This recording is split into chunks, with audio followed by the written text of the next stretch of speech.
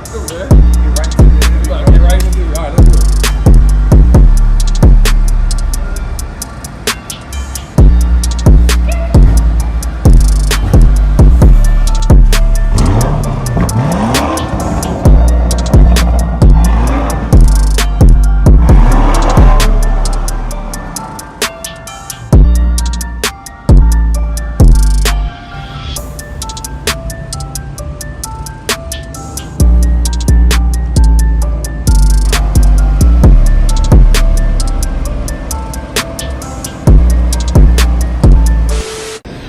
What's up, y'all? It's Mean Preem back with another video, man. Y'all know every month I gotta give y'all some financial advice, and today I got a special guest, my boy. And y'all should already know who he is, man. We here. My boy Matty, man. If y'all don't know who he is, his Instagram is right here. Make sure y'all follow him, man. And today, man, it's gonna be a little interview. He's gonna be giving y'all tips, financial good tips on how to be your own boss, and y'all know how I do, man. So. Yeah. Today we ain't gonna just floss the diamonds. We gonna drop the jewels. Yeah. We own it. We own it. Yes, sir. So I got a few questions for Matty, man, and we about to get straight into the video right now. All right, man. My first question for you, bro, is for the people who don't know Matty, what do you do? It was crazy. People see me pull up in the whips, the trips, have the dope relationships. They really want to know, okay, yo, what do you actually do? So I'm really big on personal development. Like for me, if we have any issue in our lives, a lot of people, they blame external reasons. But the real issue, when you say real slow, it's you. It's us. So we got to figure out how we can make sure we can always develop our personal life, our mindset, our work ethic. So that's what I do. I handle personal development for myself, and I then share some tips and trades and hacks on how other people can develop their personal life. And on side of that, I do business development too. People need help with business, I'm their business coach. I can help them start their business, sell their business, buy businesses, hire dope teams. You got courses for that, right? Yeah, definitely. Definitely got programs to teach people how to run that play. What age did you start? Like, what age did you start? Like, when did you change? Like, I know you had your times when, like, you was like, I'm like more like of a young, you know, like, I'm just out here just, you know, just you a go-getter, you a hustler. Yeah, I'm a hustler having fun, like, but you more professional with it. You know what I'm saying? Yeah, more structure. Like, when did you, like, transfer to that? Like, at what age? That's a good question. That's a good question. So, I started off on that same tip, hustling, ambition, selling candy in high school. I used to sell candy in high school. You already know the play. You buy the package, the wholesale package from Costco, or where I was living, it's called Smart and Final. I did buy the package, $32. There's about, like, I think 28 pieces in there. No, 68 pieces in there. I sold for $1 each, double up. And I was selling out boxes, 2 boxes, 3 boxes per day, until I realized that the school, they didn't want you to sell candy in their school no more. So I ended up getting suspended because of that play. Yeah, they were suspending people from my school for that. That's crazy. So imagine making the bread and having money, and out of nowhere you have no money. So I realized that's what hustles are. Hustles aren't long term. So I'm trying to figure out, okay, how can I make this short term hustle more long term? So that's when I got into party promotions. All age parties. People need to bring people to these parties. Meaning you gotta promote it, you gotta market it. So I became a promoter. I love going to these parties, and I found out how to get in these parties for free. I told the promoters, yo, let me get in these parties for free. They said, okay, you can get in these parties for free if you start telling people about it. What age you started party promoting? 18. As soon as I got out of high school, I needed to play. I couldn't sell candy no more. As soon as I got out of high school, I needed a new play, so I started throwing parties. Throwing parties, inviting people to parties. I got paid $5 per head. I remember anybody who said my name at the door, at the house parties or clubs, I got $5. I ran that bag up. That's crazy.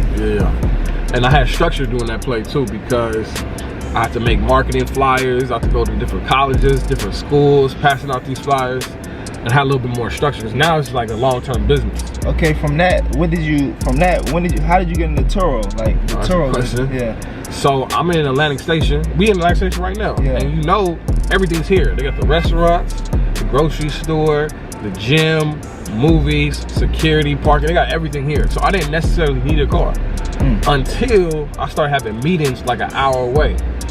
and the Ubers were dangerous. So paying $60 for an Uber, one way is like, yo, I ain't trying to run that play no more. So I started renting out cars. So once I started renting out cars, I learned the process of how these cars get rented. I started asking questions, like the employees, like, yo, how are they buying these cars? I was asking all the questions, and I then had the confidence to say, yo, I don't need to be spending $800 a month no more at Hertz or Enterprise. I can get a car myself and then rent it out to people when I'm not driving. So I found out I can do that with the platform called Turo. So did you start off with a luxury car, or you just had? I didn't even start. I started off with my personal car. Yeah, that's what I want to do. Yeah, my personal. Oh, so your first car was a Tesla? Yeah. So I've been making bread since I left high school. So I've always had cash flow. I just never had a mentor telling me what to do with my bread. Yeah. So once I had a mentor, I had the right people telling me, yo, you can do this, you can do that. That's when I started running the play the right way. So my boy said, yo, there's a platform called Turo. Put your car that you already have, that you're not driving all the time, on there to test it out. So I put my Tesla on there. I charge $120 per day. Somebody booked it the same day I put it on there. Same day. The end of the month, I made $900 profit. And the next month, I learned what I did wrong. I made $2,600 profit off of one car. What did you do wrong? What I did wrong was I wasn't charging enough. I could have charged more. So in the beginning, I was only charging $120. I didn't realize they would pay $180 for it. So I charged a little bit more. Secondly, I start adding extras, meaning that you'll get the car with a full charge. Or you don't have to bring it back with a charge for an extra $20. Or you can drive for extra miles for an extra $100. So I start doing those little extra upsells, make more money, make more bread. And once I realized it was working, I got another car, Maserati, Corvette, and I start scaling up from there. That's crazy. So through that whole process of you getting into Turo, party promotions, who was your mentors? Like, who was your mentor? So I ran into, all right, what I realized is when you start running the play and you start executing really well, other playmakers, high-level entrepreneurs, they'll recognize you. And they're like, yo, I see what you got going on. It's gonna, even though they're playmakers like to be inspired too. I see how you play. I can see how you take that craft seriously, bro. When you play basketball, I can see how methodical you are. You ain't just out here freestyling and you make it look easy. So when I realized that's how he takes this game serious. He practices. So I said, I want to connect with him. Appreciate that. I asked for your IG. I want your IG. I'm like, oh damn, he out here hustling shoes, making bread, got the drip. I'm like, damn, I should have been connected with him. Now we here. So what I did was I ran plays and I showed that I'm an executor. And that attracted other mentors to say, yo, let me take you under your wing, or let me partner up with you. Let me share some game that you don't know and take your stuff to the next level. And that's what happened. My first mentor, his name was Jason McGill. He's a tech dude, real nerdy. And that's actually how I learned all the tech stuff. So when people say, yo, man, I didn't know you was that smart. I didn't know you knew about, it wasn't me. My mentor put me on. I just executed it and ran the play. And I got a question that my dad wanted me to ask you is can you get to the level that you're at without reading? Like, is reading very important to you? Like, so for me, I didn't like reading physical books. In this digital age, YouTube was really big for me. So I was listening, right? Reading is a form of like reading and you then talking to yourself to listen, but I expedite that process because I couldn't really read 4 books in one day. But I could watch 5 impactful YouTube videos and sharing the sauce in one day. And it was engaging. And YouTube, I call it YouTube University. YouTube University really put me on. I got engaged, and then I found more mentors on YouTube that didn't even know I existed. I treat them YouTube teachers like my mentor, and they put me on. But reading at the end of the day, super important. So I got an app called Audible. Because I don't like reading physical books. I like listening. Yeah, just listen. I download all the books while I'm driving to church, when I'm driving to the gym, press play.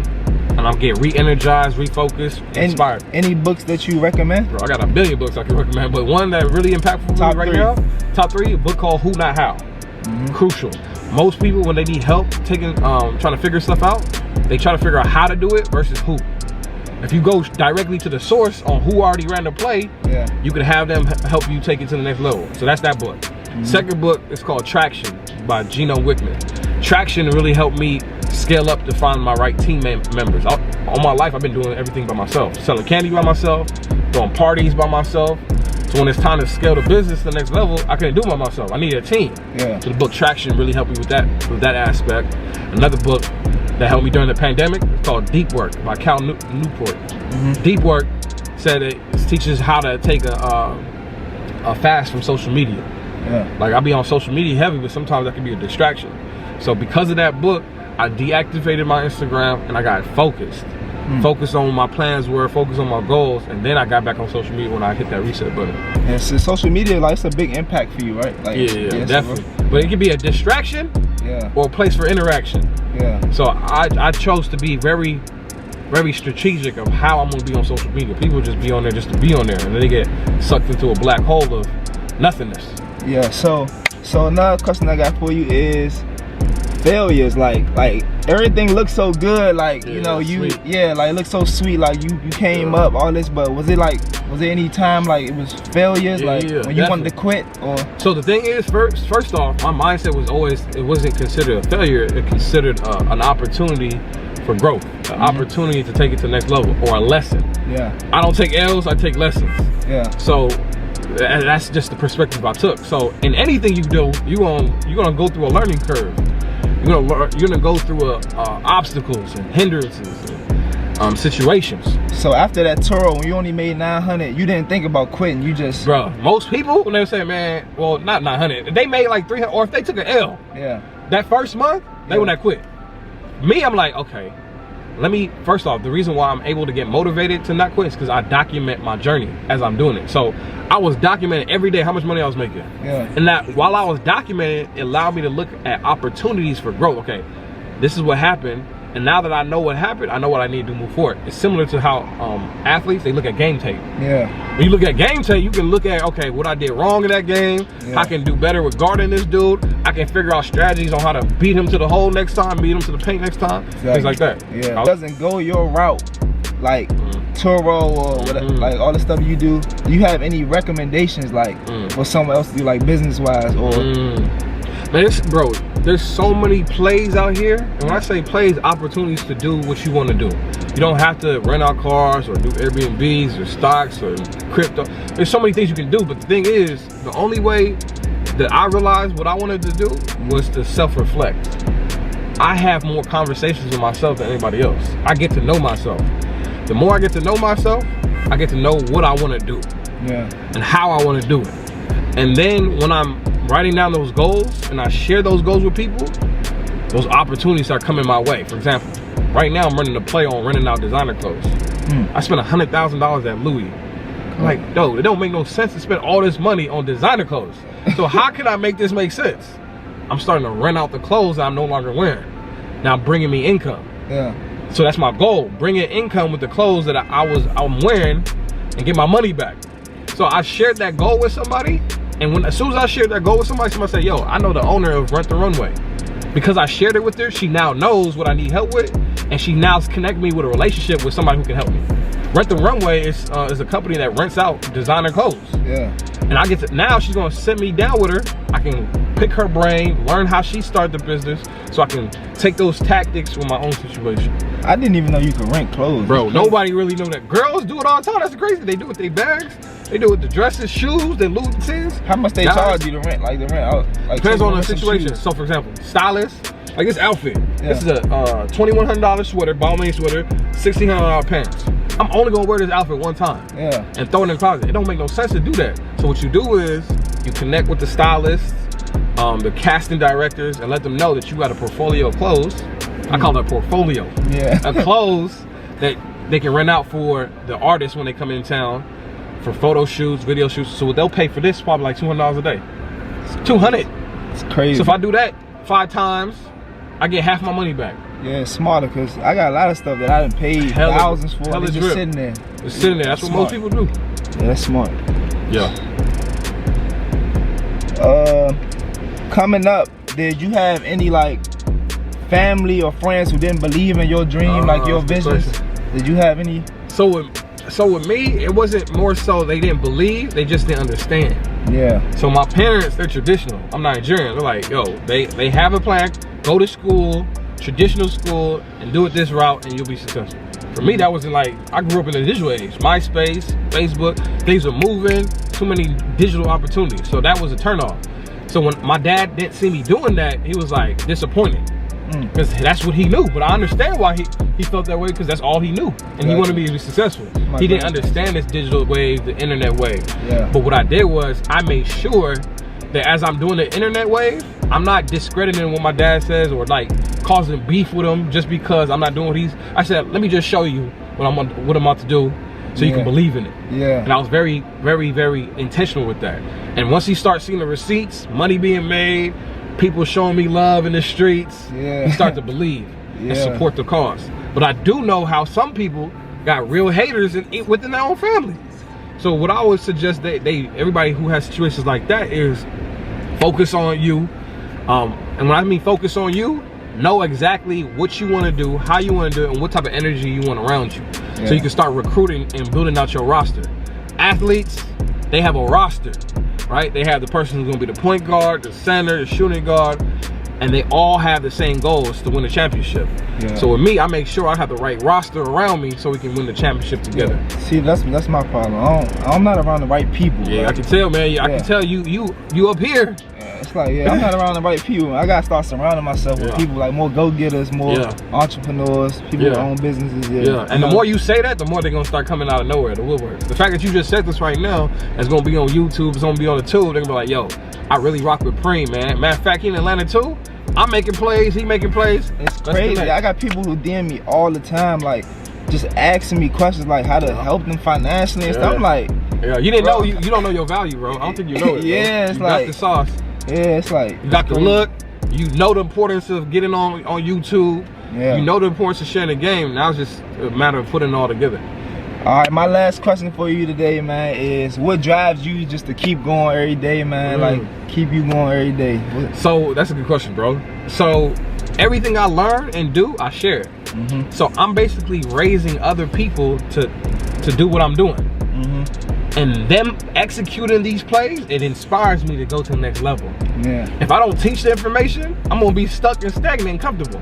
But the more I teach, the more I elevate people, it's now increasing my motivation to stay up. So I'm teaching people, for example, the car rental game. I'm teaching everybody the sauce.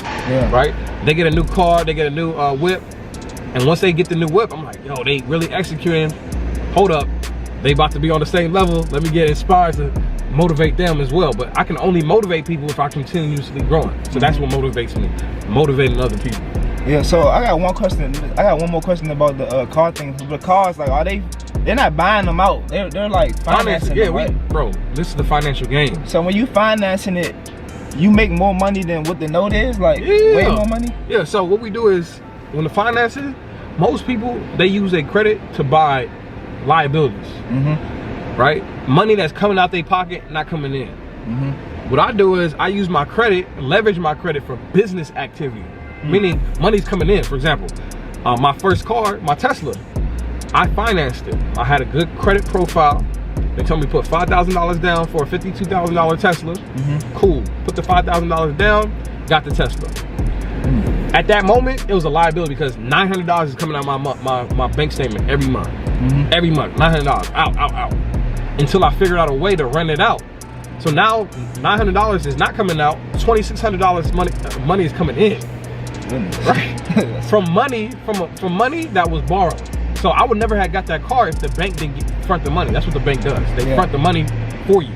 They give it to the dealer. Dealer's good. Now I owe the bank. I pay the bank monthly until the car's paid out, and then we're done when it's paid out.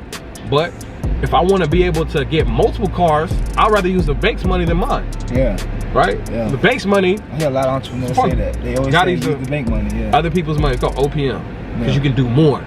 I don't have enough money to buy 50 cars like I have with my own cash. Right? So what I do is I partner up with the bank. I call it a partnership. You front the money.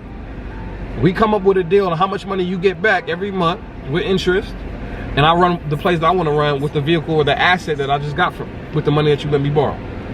So when you say credit profile, like say if somebody got a 700 something credit score, but like they don't have like the hit like auto trade lines, autos, trade lines, like all that stuff. Like so 700 don't mean nothing unless your profile is strong. And what do you do to get a strong profile? Like, all right, so you gotta understand instead of cars, like right. You gotta understand what the bank wants to say I'm gonna give this person I don't know 50,000. First off, you have to let yourself be known to the bank. Like, look, I'm a credible person. I'm trustworthy enough for you to give me $50,000 and then make $55,000 back. Because the bank needs to make money. Yeah. That's why they put interest. Yeah. The reason why the banks have to loan the money is because there's something called inflation. Yeah. If money just sits in your bank, you're actually losing money because of inflation. That's how the economy works. Yeah. So if I put $100 in my bank and just let it sit there, in 5 years, it's probably gonna be worth $96. That's crazy. So the thing is, cash has to flow. It has to keep moving. So because banks know that, all that money that's sitting in the bank right now, the banks have to invest it. So they invest it in the stock market. Yeah. They loan it out to people like you and me with interest. That's how they make their money. So how the credit profile works for auto loans is they want to see that you're able to afford this car.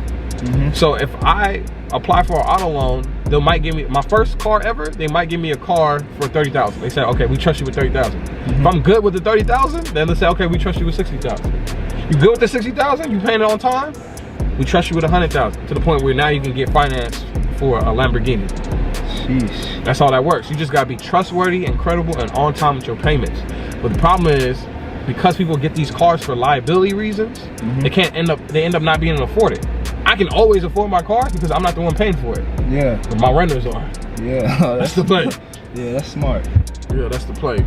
So yeah, man, I really appreciate you letting me tap in like this, bro, for real. Really appreciate you, man. He teaching me some stuff as he's teaching y'all some stuff, man. I really appreciate him. Met him at the gym. Real cool dude. And y'all see what's going on, man. We networking, man. Hey, y'all see the young king? I don't know if y'all see this camera right here, man. This man is using stacks of money to hold this camera that y'all looking at right here.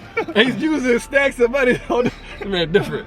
It's very different out here, man. Again, hopefully anybody who's watching this, who's the young king's age, to see the plays that he's running and document this process and see how you can run these plays too. Because interviewing people like me is how you expedite your success. That's how you get around the right people, the right circles, man. So again, appreciate you for tapping in. Appreciate you, bro. All right, see y'all later. All right, y'all.